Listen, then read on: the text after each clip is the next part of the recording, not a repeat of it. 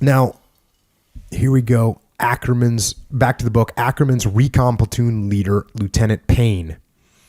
He says, all hell broke loose up along the north side of the LZ. I turned to my right and observed some American soldiers moving toward the northwest to set up positions, and they went down in a hail of bullets.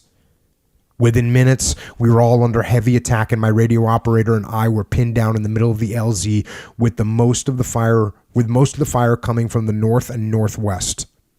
Lieutenant Payne's radio operator came alive as the Alpha Company platoon leaders reported heavy fighting. Payne says, mortar rounds began falling, which was a new experience to everyone, since we had never had any kind of mortar fire against us. The noise level was unbelievable. I remember pressing my body flatter against the ground than I have ever been in my life, and thinking that certainly the highest things sticking up were my heels. Mortars continued to fall, and small arms and machine gun fire continued at a hectic pace. Finally, my mind seemed to adjust, and I once again began to think about the situation we were in and what we were going to do. So you see, there's a leader. He's pinned down, and this is something that the insurgents in Iraq would do as well. They're going to hit you with multiple different weapon systems in a combined coordinated attack. So if you can imagine, if you start hitting people with mortars, well, everyone needs to get down. You need to get down. You need to take cover.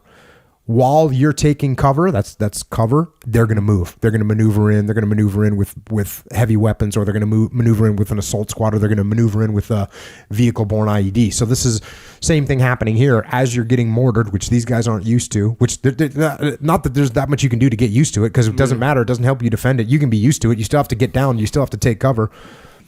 These guys are taking cover. And what I found interesting about this was you can see in his mind for a couple seconds, maybe 30 seconds, he's just going, holy crap, I'm going to die. And then finally he says, my mind seemed to adjust. And once again, he began to think about the situation we were in and what we were going to do. Now, this is where combat experience is helpful. If you haven't been in this situation before, it's going to take you a few seconds to adapt and be like, oh, dang, I need to do something. If you haven't been in that situation before, you could end up with some it's going to take you some time to adjust. And it's like we talk about with self-defense with jiu-jitsu. If you've never been grabbed before, and you've never been ground on before, you've never had someone pull you before, your mindset takes time just to get through that before you even start thinking about actually defending yourself. You're just getting used. You're just saying, oh crap, why is this happening? However, you train all the time, then you're used to it. You go, oh, okay, someone's got me. Here's what I'm going to do to get out. Same thing with getting punched in the face. If you've never been punched in the face before, it takes some getting used to. You're going to get punched 3, 4, 5 times before you're like, wait a second, I need to defend myself.